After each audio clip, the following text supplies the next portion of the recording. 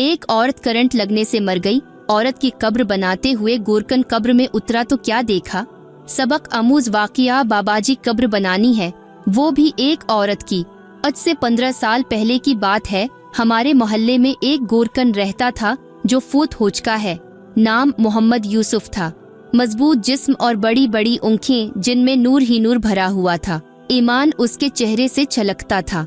बारिश चेहरा उसकी एक ही रूटीन थी। सुबह घर से निकलता और शाम को कब्रिस्तान से वापस उता था। हमेशा रास्ते के एक तरफ होकर चलता था और किसी की तरफ बड़ी नजर से नहीं देखता था।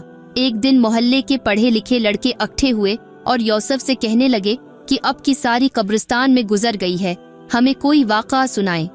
ये सुनकर यूसुफ संजीदा हुआ और लंबी सांस ली और कहने लगा, आज मुझे 27 साल हो गए हैं, मैं कब्रें बना रहा हूँ। मेरे साथ एक ही वाक़या गुजरा है। गर्मियों की दोपहर थी। कुछ लोग मेरे पास आए कि बाबाजी कब्र बनानी है। मैंने पूछा कि इदमी है या औरत है, तो उन्होंने बताया कि औरत करंट लगने की वजह से फूट हो गई है। वह लोग ये कहकर चले गए। मैं अमू माकीला ही कब्र बनाता हूँ। मैंने सख्त गर्मी में कब्र बनाना शुरू कर दी। दोपहर 2-2:30 बजे तक कब्र मकमल हो गई। कब्र को फाइनल टच देने के लिए मैंने कब्र के अंदर कदाल मारी तो मुझे ऐसी आवाज आई जैसे कोई शीशे की चीज टूट गई है और बस फिर खुशबू ही खुशबू फैल गई और कब्र ठंडी हो गई।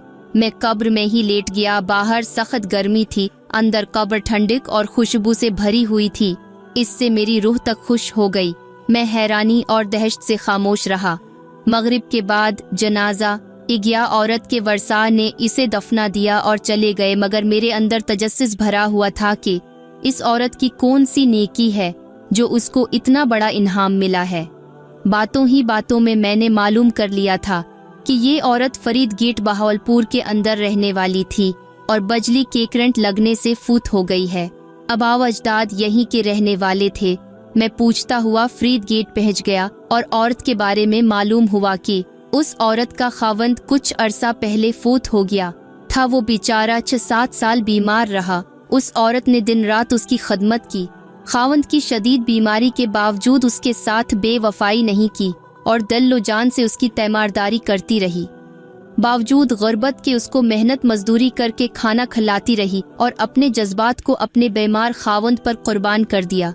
जो लोग अल्लाह ताली की रज़ा की खातिर बेलोस इंसानियत की खदमत करते हैं और अपनी रातें भी अल्लाह की राह में जागते हैं, उन्हीं लोगों के बारे में अल्लाह ताली ने फरमाया है कि मैं ऐसे ऐसे इनामात दूंगा कि जिसको किसी आँख ने देखा और किसी ने तसव्वुर भी नहीं किया। खुश नसीब हैं वो लोग जिनकी कब्रें खुशबू और ठंडक से भरी हुए हैं। दुआ है कि अल्लाह ताली हमें और सब मुसलमानों को बख्श दे और आखिरत में ठंडक अता फरमाए।